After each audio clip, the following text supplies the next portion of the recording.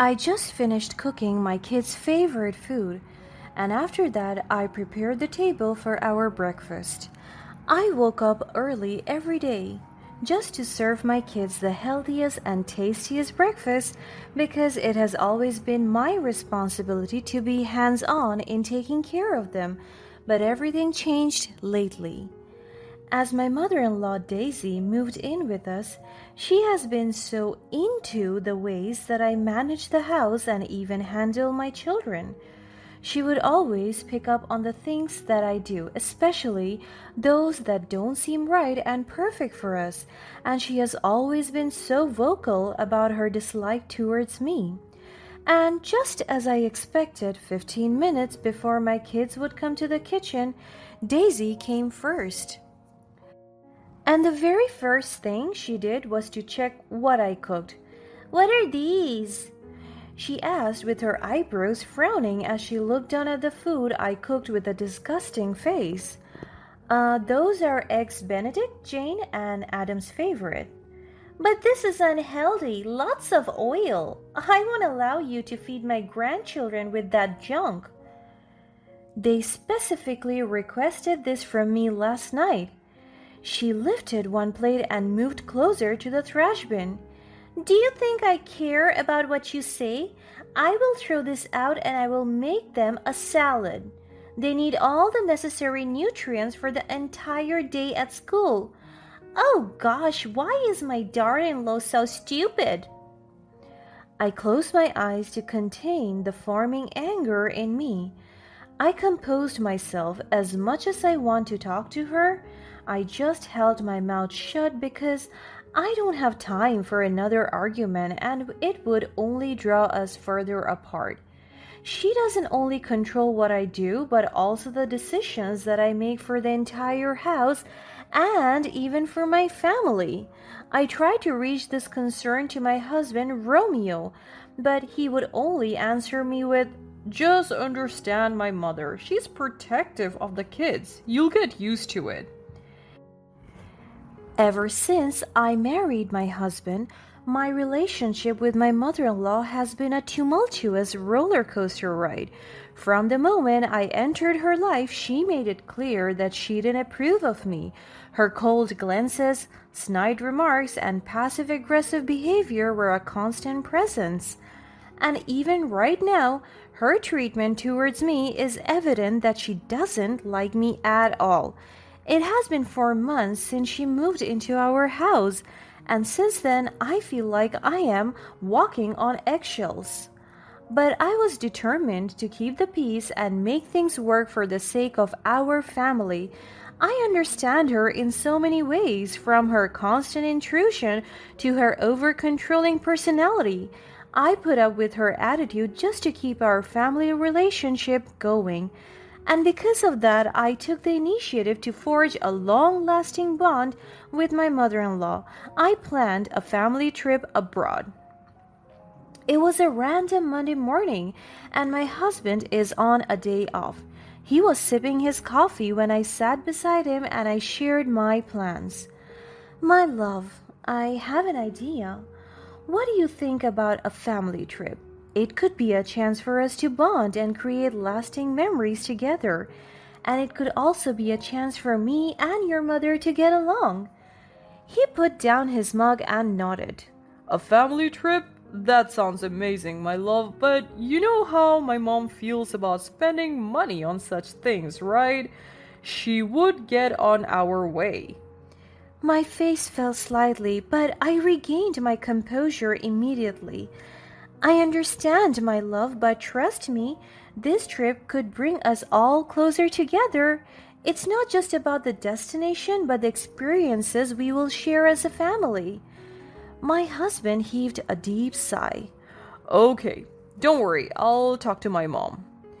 My husband informed my mother-in-law about the trip later that night. But he told me that she was skeptical about it. She kept on saying that it will only waste our time and money. On top of that, my husband recounted that she will advise me to always become practical in terms of handling money. In short, she disapproved of the idea of a family trip. So, later that night, as I was in the kitchen preparing for dinner, she came near me.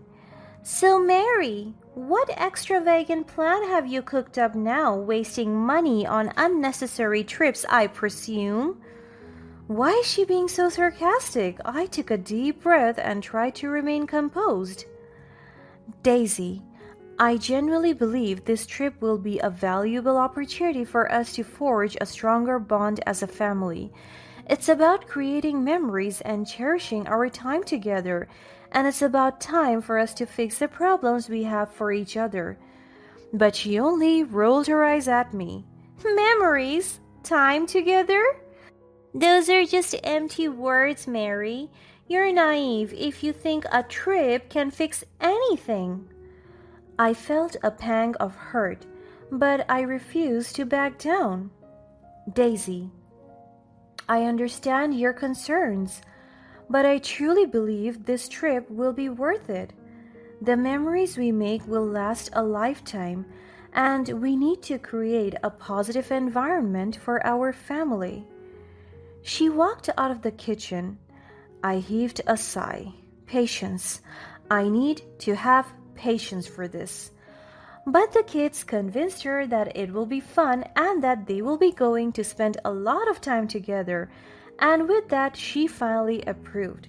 So I took charge of organizing every small to big detail of the trip, from booking flights and accommodations to researching the best places to visit.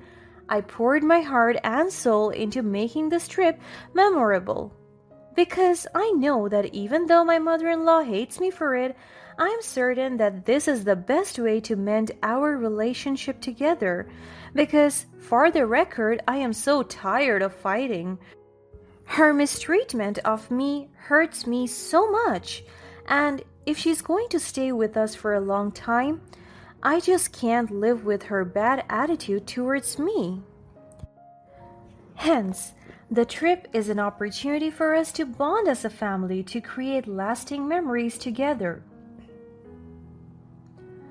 As the days went near, I started to pack things and finalize the itinerary, but as usual, my mother in law disapproved of almost everything. She told me that my tastes are so ugly and that I am being so tactless in planning the trip. She even said that it should be her planning because she already went to Japan, our destination, when she was young. I wanted to argue with her, but my husband stopped me and told me to just let it go. So I did. I didn't mind her at all, even if she kept on brushing my face that my plans are bad and boring. I just kept my head strong and focused my mind on our trip. The excitement built up as the day of our flight approached. I double checked everything, ensuring that nothing was amiss. My anticipation grew with each passing moment, and I eagerly counted the days until we would embark on this adventure. My kids hurriedly rode the car, and my husband was the one driving. I was about to sit in the front when my mother in law stopped me. She opened the car door and sat there. She rolled down the window and told me that the kids need my attention at the back. It's not best to let them ride the back seat with no adult supervision. But we have been doing this all the time. Whenever we go out, the kids sit at the back with seat belts on, and I'm always in the passenger seat. This is not right. I don't want to ruin the day. That is why I sat on the back. My husband didn't even talk to his mother about it. Maybe he just doesn't want any drama on this special day. So, on our car ride towards the airport, I was silent. I tried to compose and assure myself that everything will be alright and that I am not letting any bad vibes get in my way. As soon as we parked our car, the kids went out excitedly as well as my mother in law. And before we could even go inside the airport, I told them that I will be collecting their passports because I will be the one to go to the reception area. And why would you do that? That's not how it works. Daisy, I have a pass actually. Pass? What do you mean? What are you, a VIP? Bet you never boarded a plane ever. It explains your ignorance. I closed my eyes once again to control my temper. I didn't ask for her passport then and just collected my kids and husband's. My husband and kids went inside first because the kids insisted on buying food. But just as I was about to step foot into the airport, the unthinkable happened. My mother-in-law laid out a mischievous glint in her eyes. She snatched my passport from my hands. I was taken aback, but she grinned at me evilly. She tore my passport apart before my very eyes. My heart sank and a surge of shock and devastation overtook me. I couldn't comprehend why she would stoop so low, sabotaging my chance to be part of this family trip. She threw it on the ground and stepped on it until it was ripped apart. My world shattered before my eyes. This is impossible. Oh, Mary, it seems you won't be joining us after all. You forgot your passport at home and we can't wait for you. How careless of you. She mocked me. I want to slap her so hard, but I will never resort to this kind of behavior. My heart sank as I realized the length of her act. How could you? You deliberately took my passport to prevent me from going on this trip, and worst, you ripped it apart? You're so heartless. What have I done wrong to you? She gave me a smug smile. Simply by breathing. I don't like you for my son. I don't even like your entire existence. You are so cruel. You will pay for this. She just laughed at me as if everything that I said was ridiculous to her. I did what I had to do, Mary. It's for the best. You're not wanted or needed on this family vacation. I contained my tears. I don't want her to see me weak, but with determination inside. I looked her straight in the eyes. She didn't know what she did. She crossed the wrong person. I looked around and people were staring at us, even talking. Then I noticed the guard calling his colleague and he approached us. A perfect opportunity for me to drop my bomb.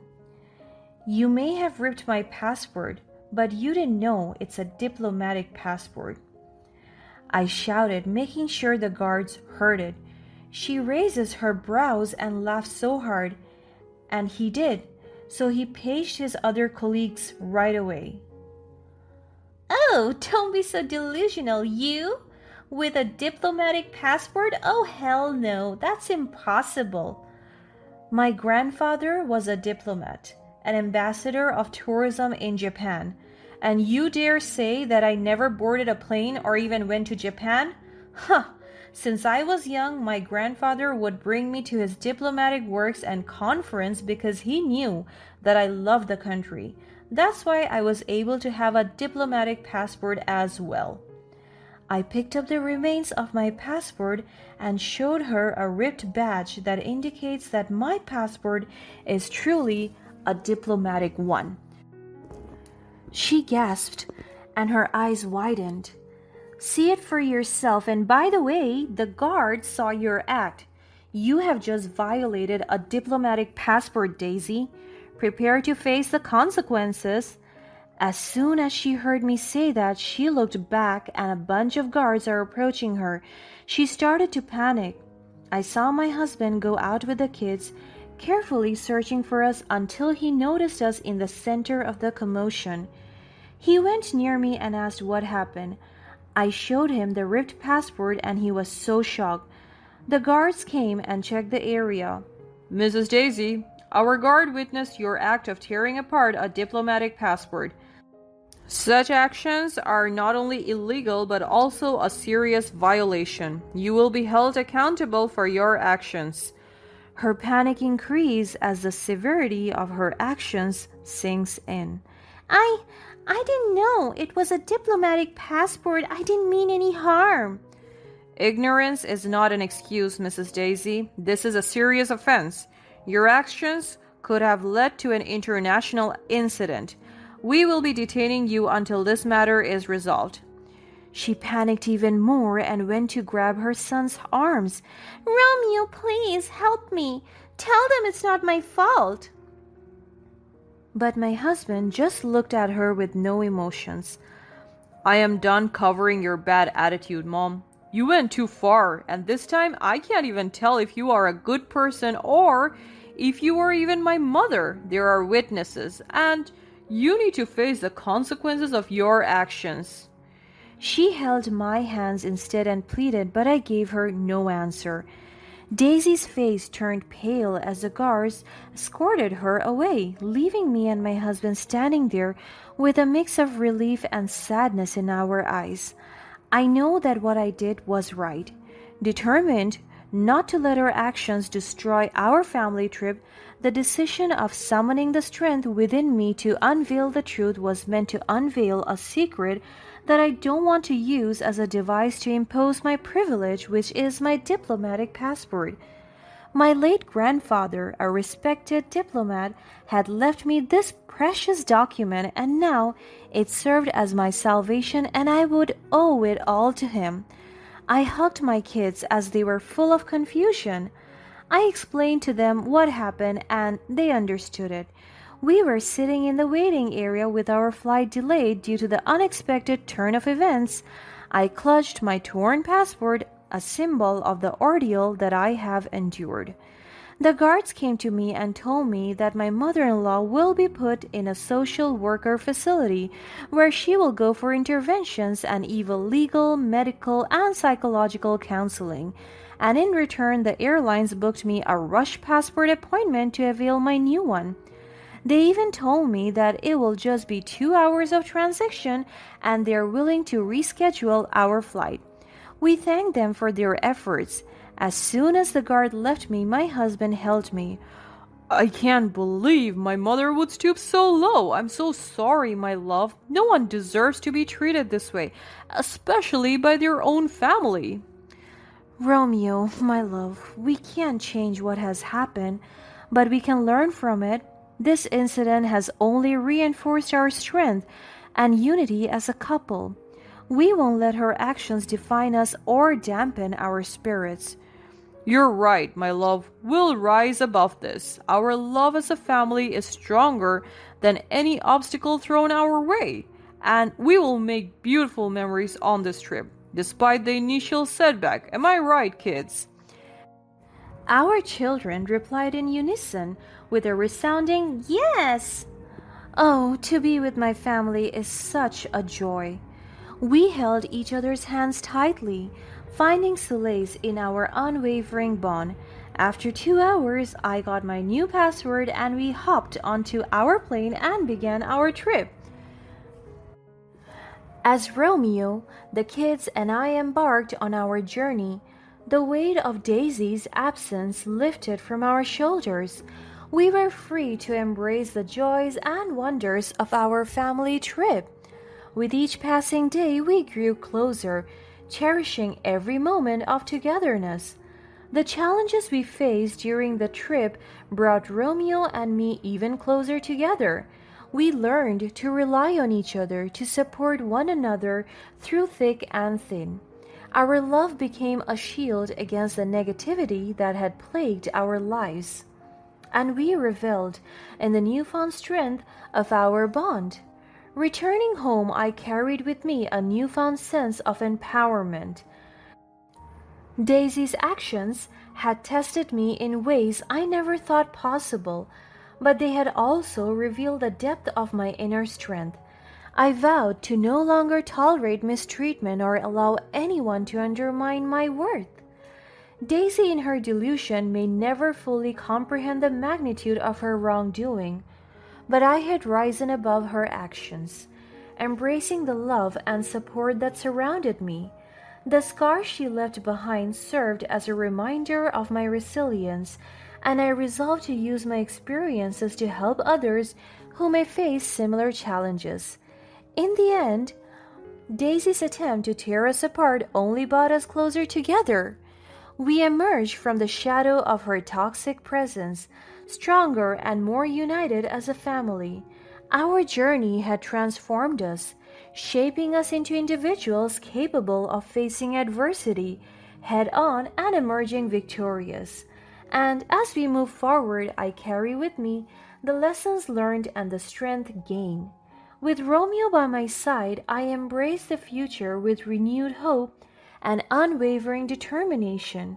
Together, we will overcome any obstacle, secure in the knowledge that love and resilience will always prevail.